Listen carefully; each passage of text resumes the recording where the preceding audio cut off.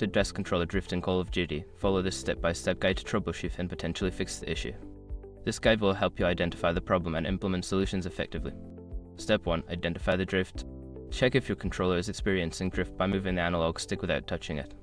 If the character or cursor moves on its own, you have controller drift. Step 2. Clean the controller. Use compressed air to blow out any dust or debris around the analog sticks. You can also use a cotton swab lightly dampened with isopropyl alcohol to clean around the base of the sticks. Step 3. Adjust dead zone settings. In the game settings, navigate to the controller options and adjust the dead zone settings. Increasing the dead zone can help mitigate the effects of drift by requiring more movement before the game registers input.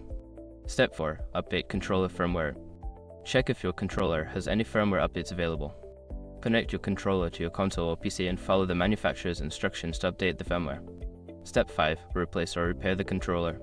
If the drift persists after cleaning and adjusting settings, consider replacing the analog stick module or the entire controller. Look for repair guides specific to your controller model for detailed instructions. By following these steps, you should be able to troubleshoot and resolve controller drift issues effectively. If problems continue, seeking professional repair services may be necessary.